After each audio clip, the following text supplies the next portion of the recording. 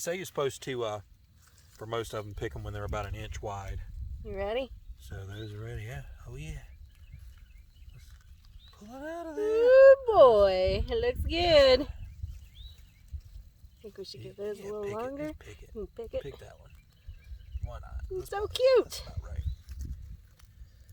We got more coming. Yeah, we have so many more coming. That's a big boy. Yeah, that's good radish. Yeah. And once we pull these two, it'll give room for the other ones. Yep.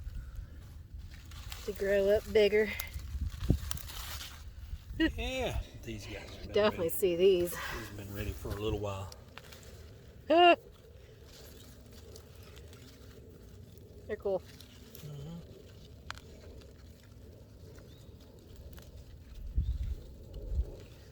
Which ones were these again? The French breakfast I ones? think so, yeah. I think these are probably meant to be a little bit smaller than they are, but... Yeah, oh well, that's life. Now I gotta figure out what to plant here next. Maybe more radishes. Mm-hmm. Keep them going.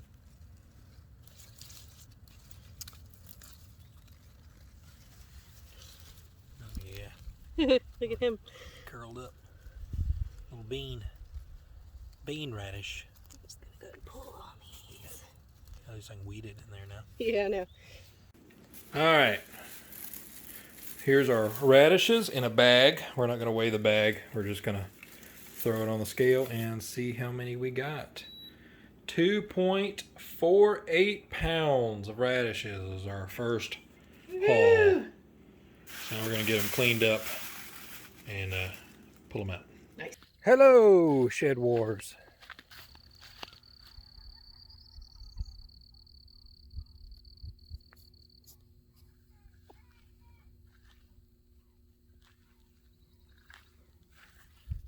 I don't know if you guys can hear that.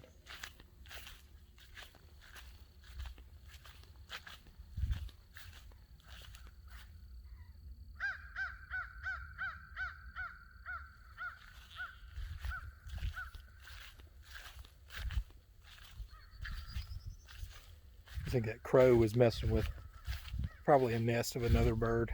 It just sounded really weird.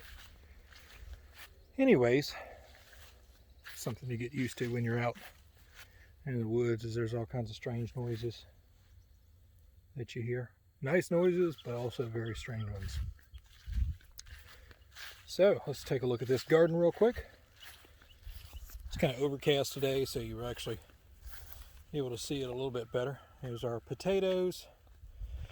We did clean up a bunch of different weeds. I mean, these were overgrown completely with weeds. There's still got a few in here we gotta pick back up, but we did the vast majority of these were weeded out for our onions, and our potatoes are coming up great. We actually put a little bit more hay on them as well, although it's hard to tell because they're growing so fast. And then here's our 2 rows of spring vegetables that are doing great. As you saw earlier, we picked some of our radishes. I want to point out radishes. And we've got some more over here. We've already picked 3 pounds of radishes from this edge over here. And really the 3 pounds was from this little spot mostly.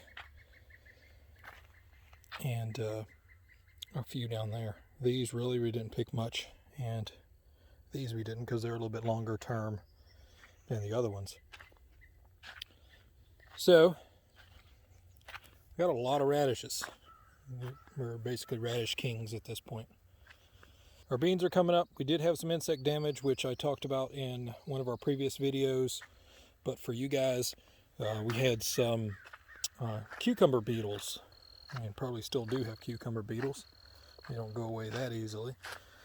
That were eating holes in our leaves. Now, the leaf holes really aren't the bigger issue here. The bigger issue with caterpillar beetles is that their larvae are corn rootworms. So, corn rootworms will eat the roots out of vegetables. So, those are bad. Those are bad to have. So, killed anyone that I've seen. We did spread some diatomaceous earth around here, which actually helps a little bit with just the above ground emergent insects, but the corn rootworms are probably going to need to be treated in a different way. This is a lot of food. It's a lot of stuff to grow. I mean, these are a lot of potatoes. There's a lot of onions over there. It's a lot of peas and a whole lot of beans.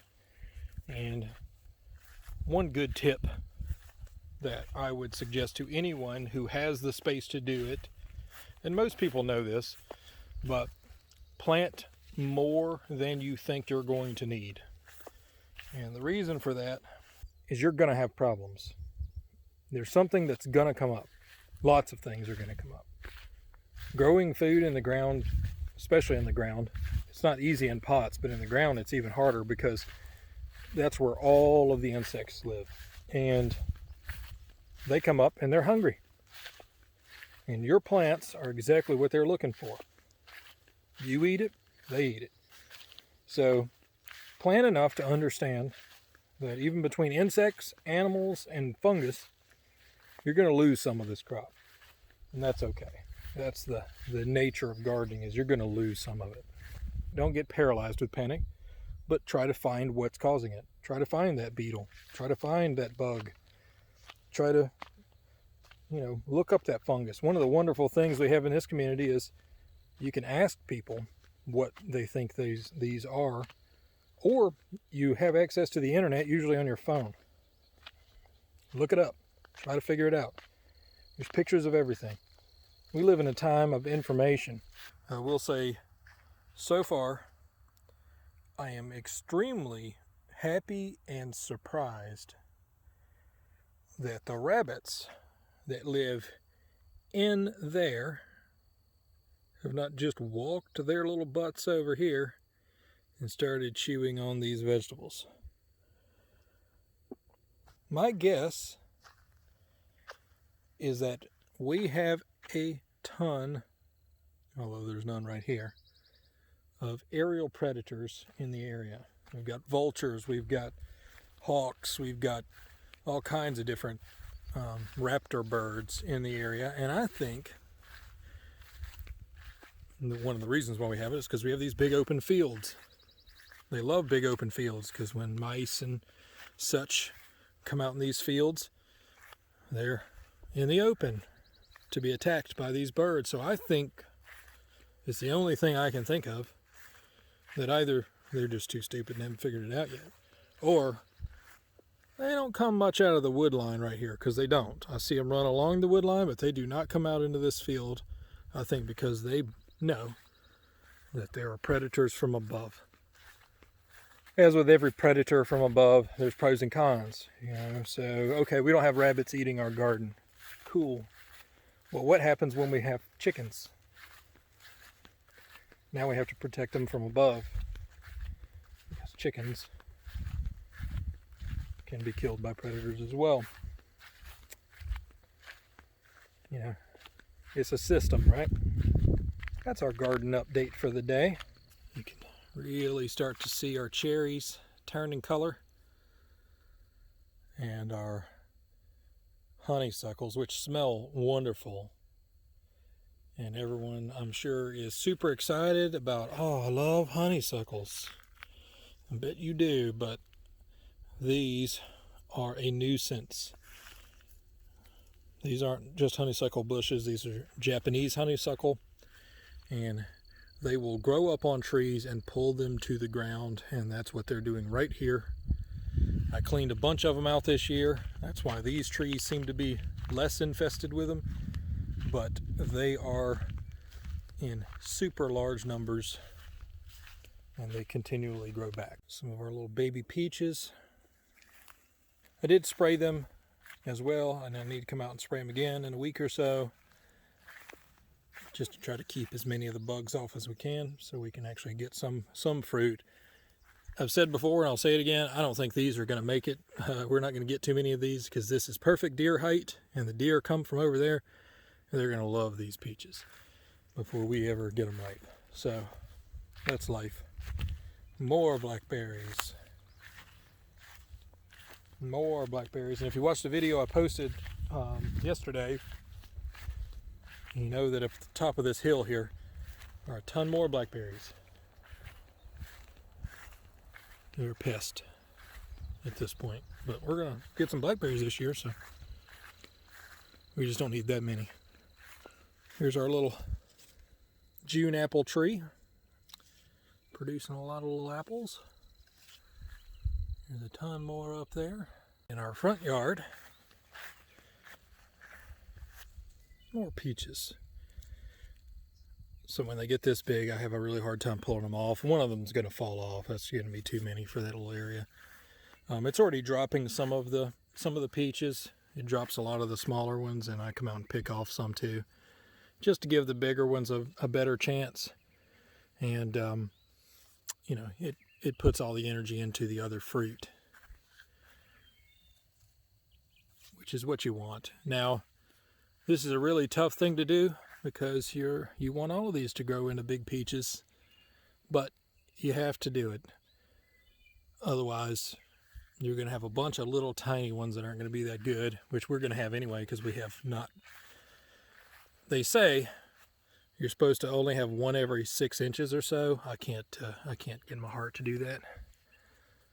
But the ones that are really close, I just kind of pick off as I watch them grow. If they're smaller, I'll pick off some of the ones that are smaller and just do what I can. You're still going to get peaches, or hopefully you'll get peaches if the bugs don't get them. We have seen some worms. We did spray for them, and you know, there's some tiny holes in leaves and such, and it looked like in some of the fruit there was some damage. You know, it looks like something tried to get in there. May have succeeded, may not, but we did spray this tree.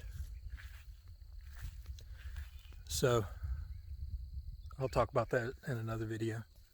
But we're getting some peaches. They look good. They're already starting to develop their peach crack. We used to always I grew up in Alabama, and we'd go to Georgia, and how I'd know I was in Georgia all the time was the Georgia peach water towers, and it always looked like a big butt. One tree that I have not talked about yet, I've made some footage, but I really have never talked about it, but I'm going to this time, is this tree that we have on the side of the house that actually does produce fruit as well. This is actually the only tree we've had fruit from ourselves, because we had this last year. So this, I believe, is a mayhaw tree. That's the closest thing I can find to it. And if you notice, it's got these little thorns all over it. So it is related to the hawthorn tree. But hawthorn trees usually have little tiny berries. But this one has large fruit, or larger fruit. It's about the size maybe of a big grape or a small plum, and they actually look like and kind of taste like plums. So they turn kind of dark purple, and if you bit into a plum, that's what they look like on the inside, but they're smaller. Pretty sweet fruit, and produces a lot. It is a pain to mow around, because I try to go under here. Now that it's got some fruit on it, it's getting heavier. But when you duck your head, and then that guy gets you right in the skull. All right, Shed Wars. It's a overcast day. There's really no reason to wear this hat, but I'm wearing it anyway. I've got to get back in the house and do some work. I really appreciate you guys stopping by and visiting us. And look forward to more weigh-ins and more vegetables. All right, guys. Y'all take it easy. I'll see you later. Bye.